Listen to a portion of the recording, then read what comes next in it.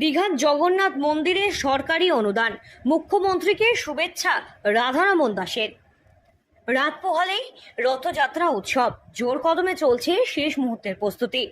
পূর্ব মেদিনীপুর জেলার দীঘার জগন্নাথ মন্দিরে রথযাত্রা উপলক্ষে রাজ্য সরকারের পক্ষ থেকে 5 লক্ষ টাকার অনুদান প্রদান করা হয়েছে।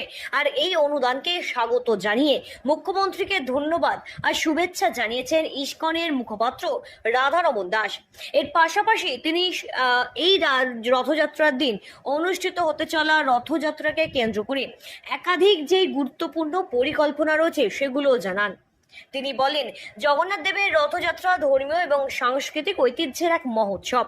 রাজ্য সরকারের এই আর্থিক সহযোগিতা রথযাত্রার এই আয়োজনকে আরও সুন্দর এবং সুশৃঙ্খলভাবে সম্পন্ন করার ক্ষেত্রে অন্যতমভাবে সহযোগিতা করবে। আশা করাই যায় এই উদ্যোগের মাধ্যমে আরও বেশি ভক্ত এবং দর্শনার্থীরা দীঘায় এসে রথযাত্রার এই আনন্দতে উপভোগ করতে পারবে। তিনি আরও জানান, এই রথযাত্রা উপলক্ষে বিশেষ পুজো অর্চনা, মঙ্গল আরতি, ভক্তদের জন্য মহাপ্রসাদ বিতরণ থেকে শুরু করে কীর্তন, ধর্মীয় শোভাযাত্রা এবং বিভিন্ন সাংস্কৃতিক অনুষ্ঠানের যে আয়োজন রয়েছে সেক্ষেত্রে সুষ্ঠুভাবে সবটাই সম্পন্ন করা সম্ভব। সরকার পরিবর্তনের পর এই প্রথম দীঘার জগন্নাথ মন্দিরে রথযাত্রা উৎসব অনুষ্ঠিত হতে চলেছে।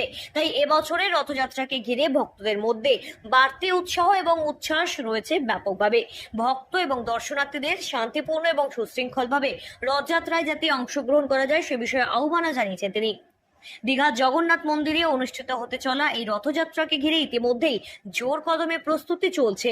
প্রশাসন, মন্দির কর্তৃপক্ষ এবং ভক্তদের সম্মিলিত উদ্যোগে এবারের দীঘার রথযাত্রা এক স্মরণীয় উৎসবে পরিণত হবে এমনটাই আশা করছে মন্দির কর্তৃপক্ষ।